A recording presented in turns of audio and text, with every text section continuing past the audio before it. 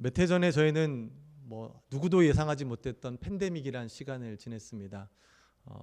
처음에는 시간 제한을 둬서 8시 이후로는 움직이지 못하는 소식을 듣고 야, 이런 일도 있구나 했는데 며칠 지나니 이제는 집 밖으로도 나오지 말라는 소식을 듣고 한 2년간의 시간을 집에 좀 많이 모여있던 것 같습니다. 특별히 저희는 이 네 자녀가 있었고 그때 당시 팬데믹 때 또 우리 막내가 태어나서 갓난아기 하나와 학교를 다니는 3명의 아이들 그리고 남편도 집에 머물러 있는 대재앙이 저희 와이프에게 또 임했습니다. 아침 먹고 나면 간식 준비하고 간식 먹고 나면 점심 준비하고 점심 먹고 나면 오후 간식 먹고 저녁 준비하고 저녁 먹고 이게 몇 년에 진행된다라는 게 정말 힘든 일이죠. 매번 뭘 준비할지 와이프가 고생하더라고요. 근데 그 와이프가 그렇게 힘들게 노력을 하지만 노력해서 밥을 준비했을 때 밥을 먹는 저나 우리 아이들이 너무 맛있게 먹으면 그 얼굴에 힘듦이 없어지는 게 보이더라고요. 자기가 노력한 것을 기쁜 마음으로 맛있게 먹어주는 이 남편과 아이들을 보면 그 고통이 힘든 것들이 잊혀지나 봐요. 근데 때론 가끔 사람이니까 실수도 하잖아요. 맛이 없죠. 근데 또 저는 또 그런 거에 아주 인색합니다. 맛이 없으면 제가 직접 뭔가를 넣어요. 맛있게 먹는 게 좋으니까. 근데 그런 모습을 보면 와이프가 굉장히 속상해해요. 힘들어요. 애들 투정하면 안 그래도 힘들게 일했는데 더 힘들어요. 사람이란 게 그런 것 같습니다. 자신이 무엇인가 열심히 한 일에 인정을 받고 칭찬을 받으면 그 수고가 헛되지 않아요. 그 수고가 오히려 기쁨이 돼요. 근데 내가 열심히 일을 했는데 그 일에 대해 인정받지 못하거나 무시받으면 사람들은 굉장히 힘들고 때로는 화도 나죠. 그렇지 않습니까? 여러분 회사에서 일할 때 열심히 막 밤낮을 안 가서 일했는데 위에 사람이 그걸 인정해주고 잘했다 고맙다 얘기해주면 얼마나 좋겠습니까? 기분이 너무 좋죠. 근데 밤새 일을 하고 막 열심히 해서 노력해서 딱 무엇인가 냈는데 이거밖에 안 되냐? 이게 뭐냐? 무시당하는 이야기를 들으면 얼마나 힘들겠습니까? 저번에도 한번 언급했지만 남편이 청소하고 설거지하면 결과도 보지 말고 무조건 잘했다고 해주세요. 기뻐서 또 할 겁니다. 칭찬은 이렇게 사람이 무엇인가 하는 일에 대한 격려 또 그것을 인정해주는 아주 좋은 도구이죠. 오늘 본문 말씀에 빌라델비아 교회는 7개의 소아시아에 있던 교회 중에 하나였습니다. 근데 단 2개 하나님께 칭찬만 들었던 서머나 교회와 이 빌라델비아 교회, 이 교회가 예수님으로부터 온전히 칭찬만 받은 2개의 교회입니다. 우리의 신앙생활이 때로는 쉽지 않아요. 세상 사람들이 하지 않는 것을 해야 되고요. 세상 사람들이 볼 때 손해보는 것 같은 일들도 우린 해야 돼요. 재정적으로, 시간적으로 굳이 하지 않아도 될 일들을 하게 될 때가 있습니다. 그것이 하나님이 주신 은혜로 기쁘고 감사할 때가 있지만 때로는 그게 힘들 때도 있어요. 벅찰 때도 있어요. 그런데 그런 와중에 우리의 주인 되시는 예수님께서 우리한테 와주셔서 참 잘하고 있다. 힘들지만 그게 맞아. 너 지금 잘하고 있는 거야. 라는 칭찬의 메시지를 듣는다면 우리의 수고와 섬김과 헌신이 헛되지 않고 또 그 일 가운데 기쁨과 감사를 느끼지 않겠습니까? 오늘 말씀은 그러한 삶을 살고 있는 빌라델비아 교회 성도들에게 예수님께서 칭찬하시며 격려하시며 약속을 주시는 말씀입니다. 이 말씀을 통해 저희도 저희 신앙생활 가운데 우리에게 칭찬하시며 격려하시며 주신 약속의 말씀이 우리한테 전해지는 그 은혜가 있게 되기를 소망합니다.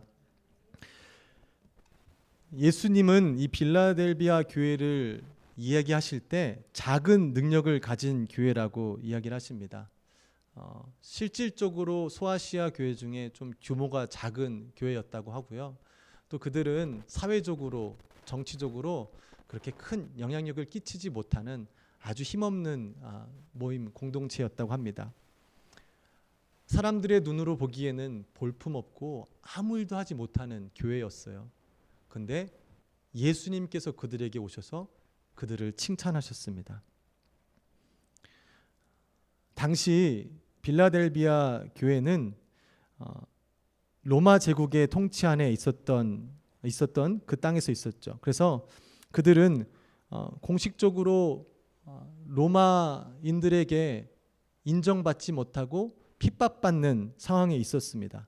왜냐하면 로마 제국은 기독교를 공식적으로 인정하지 않았기 때문에 그렇죠. 그런데 반대로 유대인들은 로마 당국과 특별한 협약을 맺고 있었기 때문에 유대인들이 회당에 모이고 그들이 이교도들의 그 우상 숭배를 하지 않는 것을 로마는 유대인들에게 인정을 해줬습니다. 평소에 핍박을 받던 기독교인들은 이러한 일들을 알고 같은 하나님을 믿는 유대인들 그 회당에 같이 들어가고, 로마인들이 유대인이나 기독교인을 잘 구분 못한다는 것을 알고 기독교인들이 유대인들 그 구성원으로 자격을 유지하며 로마로부터의 핍박을 면하고 있었습니다. 그런데 시간이 흐르자 유대인들이 이걸 깨달은 거예요. 얘네는 우리랑 다른데? 얘네가 믿는 예수님 우린 믿지 않는데? 그러면서 유대교 안에서 유대교의 보호장치 안에 있던 그 기독교인들을 밀어내고 그들의 문을 닫는 일을 행하게 됩니다. 그래서 로마 사회에서 빌라델비아 교회의 성도들은 철저하게 배척되는 상황 가운데 놓이게 됩니다. 로마로부터 핍박을 당하게 되고요. 유대인들로부터 철저하게 배신당하는, 또한 출교당하는 일을 당하게 됩니다. 그런 어려운 상황 가운데, 압박 가운데 그들은 끝까지 예수님에 대한 신앙을 놓지 않고 예수님을 따르고 예수님의 말씀을 순종하며 살았던 믿음의 공동체입니다. 예수님께서 그들에게 나타나셔서 칭찬을 해주시는 겁니다. 그래서 보통 우리가 말씀을 보면 예수님께서 각 교회마다 편지를 주실 때 맨 앞에 자신의 모습을 묘사하는 모습이 있는데요. 그 묘사의 모습이 보통은 심판자의 모습으로 자신을 소개하십니다. 그런데 오늘은 좀 다르게 자신을 표현하시는데요. 요한계시록 3장 7절의 말씀인데 오늘 본문 읽은 말씀 바로 전 구절입니다. 우리 함께 읽기를 원합니다. 빌라델비아 교회 사자에게 편지하라. 거룩하고 진실하사 다윗의 열쇠를 가지신 이 곧 열면 닫을 사람이 없고 닫으면 열 사람이 없는 그가 이르시되. 아멘. 예수님께서는 빌라델비아 교인들에게 자신이 거룩하고 신실하며 다윗의 열쇠를 가진 자라고 본인을 설명합니다. 여러분들도 아시지만 그때 당시 사람들도, 특별히 유대인들 그리고 예수님을 믿는 사람들은 거룩의 속성을 가지신 분은 오로지 유일하신 하나님 한 분만 거룩한 속성을 가진 것이라 알고 있었습니다. 그런데 예수님을 믿는 그리스도인들은 그 예수님이 성자 하나님, 삼위일체 하나님, 즉 하나님의 본체이심을 믿고 그의 죽으심이 우리의 죄값을 사하시기 위한 것임을 그들은 믿고 그들의 예수님을 따라 살았지만, 유대인들은 그 예수를 그저 하나의 교사, 좋은 선생, 때로는 그들에게 그들의 믿음과 그들이 가르치는 것과는 반대되는 반동분자로 생각하며 예수를 그렇게 대접을 했죠. 그래서 결국 그들은 예수를 조롱하고 십자가에 못 박기까지 내어준 것입니다. 그런 상황 가운데 믿음의 사람 그리스도인들조차 예수님을 믿는다 하고 우리의 구세주인 예수님 믿는다고 살아가는데 예수님 믿고 살아가는 게 너무 힘든 거예요. 예수님을 믿었는데 왜 이렇게 어려운 상황이 그들에게 닥치며 누구 하나 어떤 일도 그들에게 도움을 주지 못하는 상황 가운데 예수님께서는 나타나셔서 말씀하십니다. 나는 그저 이 땅에서 좋은 것을 가르치는 교사로 끝나는 것이 아니고 좋은 일에 단순히 십자가에 못 박혀 죽은 순교자가 아닌 나는 너희가 믿는 하나님의 아들, 거룩한 하나님의 아들, 또 하나님의 속성을 함께 나눈 성자 하나님 예수님임을 다시 한번 그들에게 확인시켜 주십니다. 그래서 그들이 믿는 예수님이 헛된 것이 아니라는 것, 그들의 시간과 그들이 핍박 가운데서도 끝까지 놓지 않고 살아가던 그 예수님이 하나님의 아들이심을 다시 한번 확인시켜 주십니다. 우리도 신앙생활 하다 보면 그럴 때가 있지 않습니까? 예수님 믿으면 잘 될 줄 알았는데, 예수님 믿으면 어려운 일, 힘든 일은 다 피해갈 줄 알았는데, 예수님 믿어도 우리의 삶에는 어려움이 있게 됩니다. 예수님을 믿었는데 오히려 세상 사람들보다 더 힘든 일을 겪게 됩니다. 근데 예수님은 우리를 도우신다고 약속하셨지 너에게 아무 어려운 일도 없을 것이다라고 약속하시지 않으셨습니다. 하나님께서는 그 어려움을 통해, 고난을 통해 우리가 오히려 전능하신 하나님을 바라볼 수 있게 하셨고, 나약하고 어리석고 죄 가운데 있는 나의 부족한 모습을 발견하여 내가 아닌 하나님을 의지할 수 있도록 그 고난과 고통을 사용하십니다. 그 대신 그 고통 가운데 무너지지 않도록, 낭망하지 않도록 우리와 늘 함께 하시며 도우신다 약속하셨습니다. 우리도 그 도우시는 예수님을 기대하기를 원합니다. 만약에 기대가 잘못되면 예수님한테 실망이 크죠. 아니 예수님 믿는데 왜 나한테 이렇게 힘든 일을 줍니까? 도대체 예수님 살아 계시는 겁니까? 우리의 기대가 다르면 예수님의 존재를 우리가 잘못 이해하고 예수님을 등지게 될 수도 있죠. 예수님은 우리와 함께 우리의 고난을 아시고 우리의 아픔도 아시는 예수님이십니다. 그 예수님께서 우리와 함께 하시고 우리를 위로하시고 우리가 그것을 이겨낼 수 있도록 돕는 자라고 하셨습니다. 그 도우시는 예수님을 기억하며 어려움과 고통 가운데서도 우리가 낙심하지 않고 그 뒤에 허락하실 하나님의 은혜를 우리가 사모하며 승리하게 되기를 소망합니다. 빌라델비아 교회 성도들은 어떠한 상황 가운데서도 예수님을 놓치지 않았습니다. 그러나 반대로 유대인들은 하나님을 믿으면서도, 하나님께서 분명히 예수님에 대해서 말씀하셨음에도 불구하고 그 예수님을 보고서도 예수님을 인정하지 않고 그들은 자신이 생각하는 것들이 맞다 하며 자신들은 하나님께서 특별히 선택하신 선택된 백성이라는 그 하나만 믿고 구세주로 오신 예수님을 인정하지 않았습니다. 그런 자들을 예수님께서는 거짓말하는 자, 사탄의 회당이라고 표현하셨습니다. 예수님께서 이 빌라델비아 교인들에게 다윗의 열쇠를 가진 자라고 표현하시면서 굳게 걸어 닫힌 문, 즉 유대인들이 그들을 내보내고 유대 회당의 문을 걸어 닫혀서 그들은 아무것도 갈 수 없는 정말 철저하게 버려진 사람들로 있을 때 예수님께서는 자신이 다윗의 열쇠를 가지고 문을 열어주시는, 즉 이 땅에 그저 우리가 누군가가 문을 엮고 닫는 것이 아니라 하나님, 즉 예수님만이 열 수 있는 하늘의 문을 너를 위해서 열어주겠다고 약속하십니다. 옛날에 열쇠라는 개념이 지금 우리가 갖고 다니는 열쇠가 아니라 하더라고요. 요즘엔 특별히 또 열쇠도 없죠. 뭐 손으로 하든 지문으로 하든 뭐 키로 하는데 그런 게 아니라 이 어깨에 맬 정도로 큰 열쇠였다고 합니다. 복사도 불가능하고 유일하게 하나만 있는 것.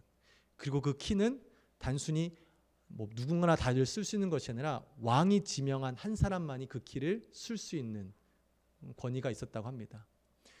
예수님께서는 그런 이미지를 사용하시면서 하늘의 문은 그 누구도 열 수 있거나 닫을 수 있는 게 아니다. 오직 나, 하나님 아버지로부터 그 권위를 받은 예수 그리스도만이 이 다윗의 열쇠로 그 문을 열 수 있다.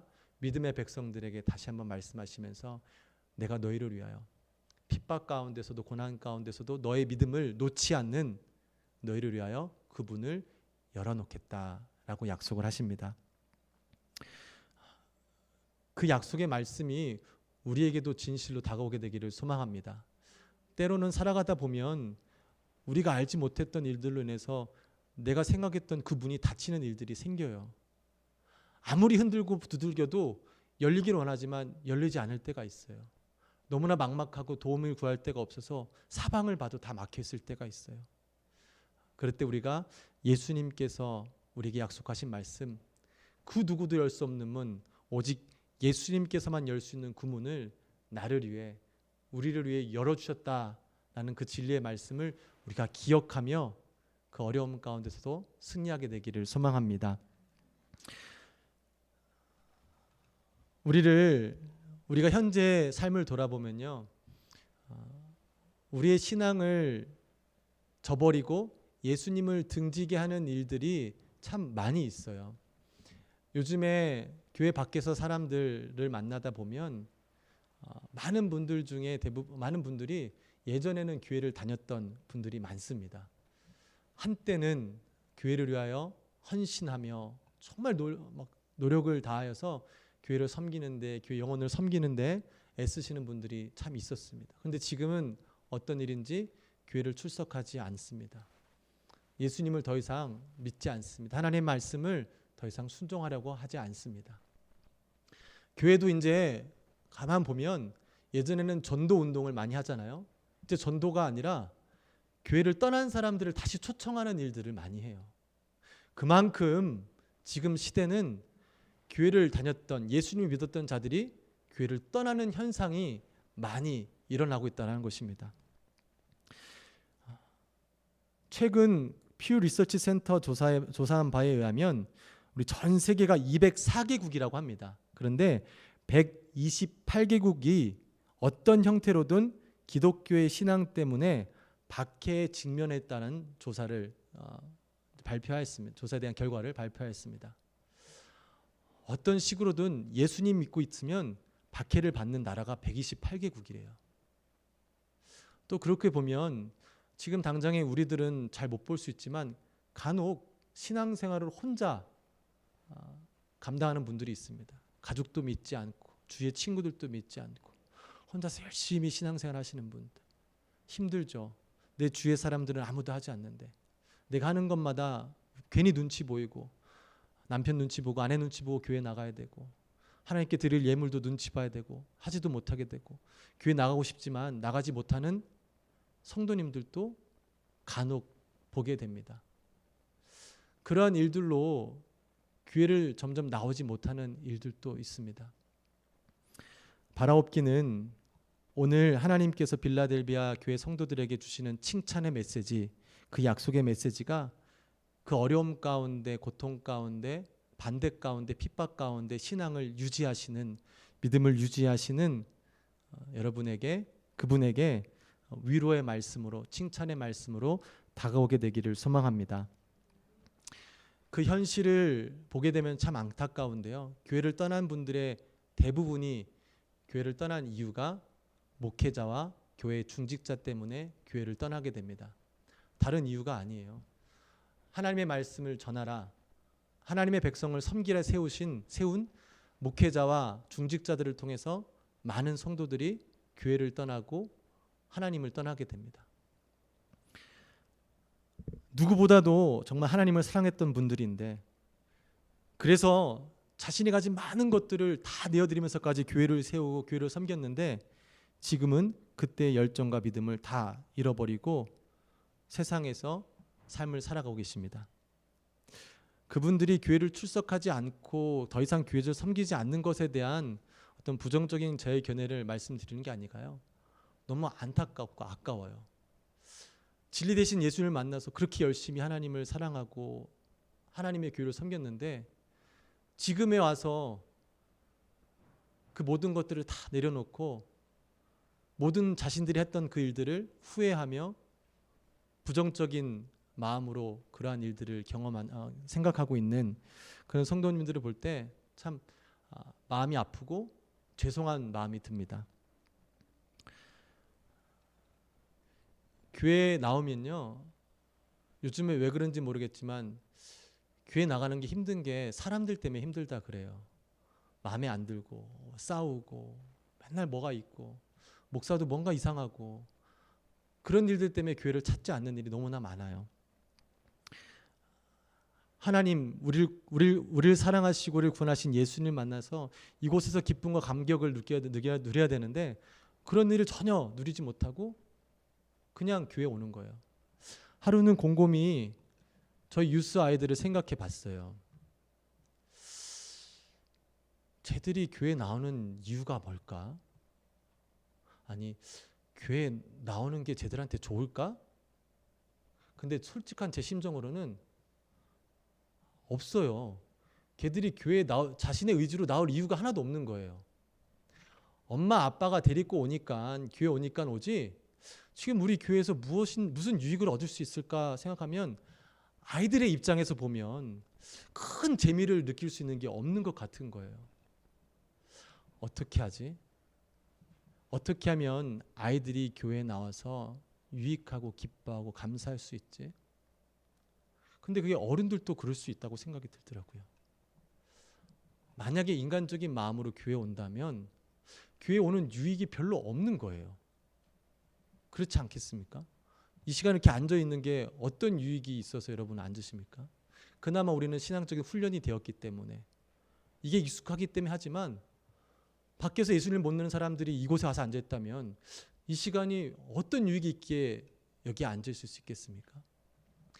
분명히 여기서 무엇인가 세상에서는 알 수 없는 그 기쁨과 그 감격이 있어야 되는데 그러한 것들을 발견할 수 없는 현 시대의 교회 때문에 많은 성도님들이 교회를 오기는커녕 있던 사람들조차 떠나는 일들이 우리 가운데 있습니다. 핍박이 밖에서 있는 게 아니라 안에서 있는 거예요. 교인이 교인을 몰아내고 중직자가 성직자가 목회자가 교인들을 밀어내는 일들이 나게 됩니다. 저를 비롯해서 이곳에 중직자로 직분자로 있는 분들은 이러한 일들이 나를 통해서 우리를 통해 일어나지 않도록 자신을 돌아보게 되시기를 바랍니다. 우리는 이 말씀을 반드시 기억해야 됩니다. 마태복음 18장 6절에서 7절까지의 말씀입니다. 우리 함께 읽겠습니다. 누구든지 나를 믿는 이 작은 자 중 하나를 실족하게 하면 차라리 연자 맷돌이 그 목에 달려서 깊은 바다에 빠뜨려지는 것이 나으니라. 실족하게 하는 일들이 있으므로 말미암아 세상에 화가 있도다. 실족하게 하는 일이 없을 수는 없으나 실족하게 하는 사람은 화가 있도다. 아멘. 예수님의 이 말씀, 이 가르침이 우리 신앙생활을 오래 한 저와 여러분들 가운데 잘 박혀 있기를 바랍니다. 그래서 늘 우리를 돌아봐야 돼요. 우리가 누군가가 예수님을 믿는데 도움이 되는 것이 아니라 방해가 되는 것은 아닌지, 나의 익숙한 신앙과 나의 생각과 나의 경험으로 이제 막 예수님을 믿으려 하는 자들을 막는 것은 아닌지 우리가 잘 생각하며 우리가 우리의 전통을 지키는 게 목적이 아니에요. 이 전통을 지키려고 유대인들이 얼마나 애를 썼습니까? 근데 오히려 그 전통을 지키려는 열심이 예수님을 거부하는 일들까지 일어났습니다. 우리는 우리의 전통을 지키는 것이 아니라 하나님의 마음을 깨닫고 한 영혼이라도 하나님께 데리고 올 수 있도록 우리에게 주신 은사, 재물, 또 시간들을 들여서 그 하나님과 함께 그 일에 동참하게 되는 것, 그것이 우리가 마땅히 해야 되는 일인 줄 믿습니다. 그래서 우리 교회가 누구나 와도 막 이 환영을 받고 기쁘고 즐거운 교회가, 세상에서는 그 기쁨을 찾으러 돌아다녀도 별로 없는데 교회 오니까 너무 좋은 거예요. 이런 보물이 있는, 이런 기쁨이 있는 교회, 하나님이 문을 열어주신 복된 교회, 이 교회가 우리 보이지 한인 침례 교회가 되기를 소망합니다. 신앙생활 하다 보면 꼭 핍박만이 우리를 힘들게 하지 않죠. 꼭 핍박만이 우리가 가진 예수님에 대한 신앙을 저버리게 하지 않죠. 오히려 적들이 우리를 공격할 때 목적이 우리가 가진 신앙을 없애는 것이라면 핍박보다는 달콤한 유혹이 더 힘이 세죠. 우리는 삶을 살아가면서 누릴 수 있고 즐길 수 있는 것이 많아지고 내가 원하는 대로 살아갈 수 있는 기회와 능력이 많아지면 많아질수록 예수님을 내 삶의 주인으로 모시고 살아가는 것이 불편해집니다. 그분의 말씀을 순종하고 따르며 살아가는 것이 어색하고 힘든 것이 현실의 시대입니다. 내가 하고 싶은 게 너무나 많아요. 할 수 있는 것도 너무나 많아요. 점점 예수님이 필요 없는 삶으로 살아가는 것이 우리에게 닥친 영적인 핍박입니다. 예수님이 없어도 살 수 있는 삶, 그러한 삶을 세상이 우리에게 제공해 주고 있습니다. 예수님께서는 이러한 것들을 마치 당장에 조금 있으면 없어질 그 당장의 기쁨을 위하여 영원한 가장 좋은 것을 포기하는 어리석은 어린아이의 모습처럼 비유한 것 같습니다. 아무것도 모르는 어린아이는 나중에 있을 정말 좋은 것보단 당장 앞에 자신이 먹을 캔디 하나가 더 좋은 거예요. 기다리지 못하는 거예요. 이게 더 좋아 보이는 거예요. 그래서 뒤에 장차올 것을 버리고 가까이 있는 것만 택하게 됩니다. 우리가 그런 영적인 어린아이의 모습이 아니라 영적으로 성숙하여 당장의 기쁨을 참되 앞으로 올 그 영원한 기쁨, 그 하나님이 허락하시는 가장 귀한 것을 기다릴 수 있는 믿음이 저와 여러분 가운데도 있게 되기를 소망합니다. 예수님께서는 빌라델비아 교회 성도들에게 나타나셨어요. 여러 가지 말씀도 하시지만 그들이 갖고 있는 믿음을 굳게 잡으라고 말씀하십니다. 최선을 다해 잡으라고 하십니다. 왜요? 핍박이 만만치 않고 유혹이 만만치 않으니까 그 믿음을 굳건히 붙잡아서 후에 니네가 받게 될 그 면류관을 빼앗기지 말라고 합니다. 이 승리의 면류관은 그때 당시 사람들에게도 굉장히 아주 권위가 있었던 것이었죠. 고대 시대 당시 경기가, 운동 경기가 아주 유행하지 않았습니까? 많은 사람들이 모여서 응원하고 그것을 보는데 거기서 1등하는 자들에게만 면류관을 씌워주는 영예로운 것이 그 면류관이었죠. 예수님께서는 그 믿음을 지키는 자들에게 면류관을 준다라는 이미지를 사용하시면서 비록 그 경주가 힘들더라도 그 경주를 완주하면 얻게 될 면류관을 보여주시며 말씀하시며 포기하지 말고 끝까지 달리라고 하십니다.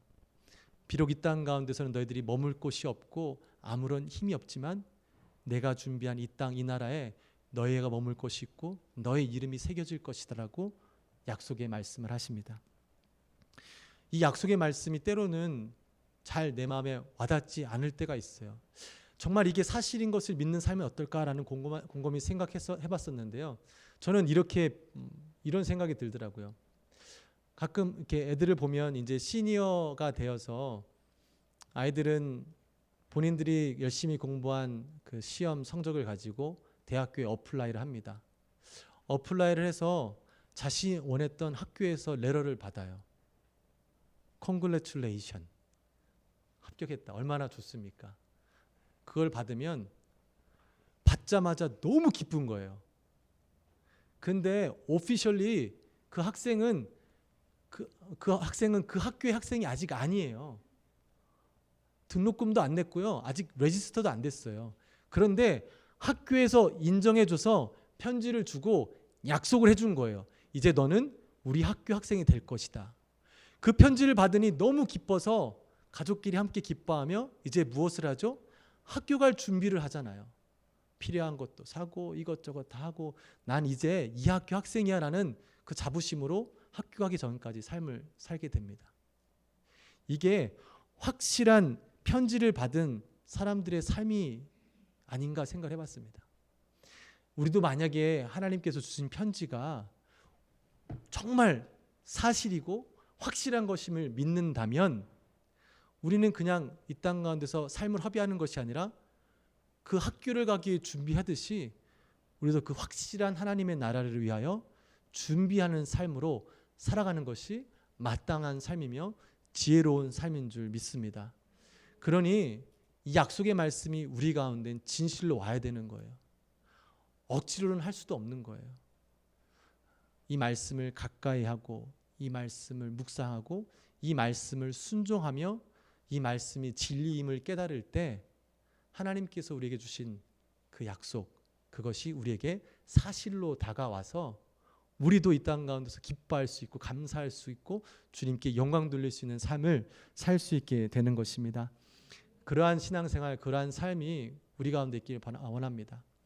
마지막으로 예수님께서 신앙생활을 열심히 하면서 그 믿음을 지키는 자에게 편지를 쓴 것은 한 사람이 아니라 한 믿음의 공동체, 교회에게 칭찬을 해주셨습니다.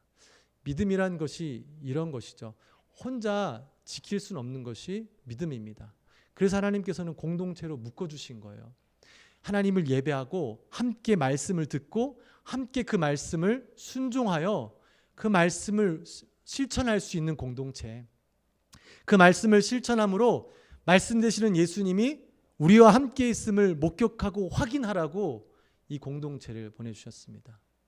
그러니 주일만 왔다 갔다 하며 저 사람이 누군지 모르고 신앙생활 하는 것은 하나님께서 교회를 통해서 주신 축복을 아무것도 누리지 못하며 신앙생활하는 참 안타까운 신앙일 수 있습니다. 우리에게 이곳에 보내주신 이유는 함께 말씀을 듣고 그 말씀을 같이 묵상하며 그 말씀을 함께 지키기 위해서 서로 격려하며 도우라 주신 하나님의 공동체임을 여러분들이 믿음으로 고백하게 되시기를 원합니다. 계속 이 말씀을 드리지만 그렇기 때문에 누구의 교회도 아니고 누가 더 많이 한다고 해서 이 교회에서 무슨 일을 하는 것이 아닙니다. 이 교회는 하나님의 교회입니다. 하나님께서 보내주신 우리에게 서로 사랑하고 서로 하나님의 말씀을 순종하며 그 말씀을 적용하며 신앙생활을 지켜라. 서로가 쓰러질 때 일으켜 세워주고 받쳐주고 밀어주고 끌어주는 믿음의 공동체로 후에 하나님께서 함께 칭찬할 수 있는 공동체가 되라고 우리를 묶어주셨습니다. 그래서 할 수만 있다면 여러분 그냥 교회 모임 만들었으니까 모이세요라는 목적이 아니라 교회에서 모일 수 있는 일들이 생기면 할 수만 있다면 모이세요. 그래서 믿음의 공동체에 참여하세요. 그리고 그 목적이 무엇인지 깨닫고 모여서 말씀을 듣고 말씀을 묵상하고 말씀을 나누고 그 말씀을 실천하여서 그 공동체들을 통하여 여러분들이 하나님께서 허락하시는 귀한 그 은혜를 누리게 되시기를 소망합니다. 공동체를 세우는 일은요, 공동체를 위함이 아니라 나를 위한 것입니다. 공동체가 건강해질 때 그 공동체 안에 속해 있는 나도 건강할 수 있는 거예요. 그래서 여러분 난 온 지 얼마 안 됐다, 내 교회가 아니다, 저 사람이 더 잘한다, 그런 인간적인 생각이 아닌 하나님께서 우리 땅 가운데 나를 위해서 계획하신 그 하나님의 섭리를 신뢰하고 주어진 삶 가운데 할 수 있는 사명들, 또 하나님께로부터 받아야 될 것이 무엇인지 확실히 깨달아서 이 교회가 쭈뼛쭈뼛 내 교회가 아닌 듯 긴 듯 아닌 듯 하지 마시고 하나님이 보내주신 나의 교회, 내가 마땅히 섬겨서 이 교회가 건강해짐으로 나 또한 건강하여 예수님께서 칭찬하시는 교회, 예수님께서 주신 약속의 말씀을 확실히 받아서 그 약속으로 인해 기쁨을 누릴 수 있는 교회가 되기를 주님의 이름으로 축복합니다.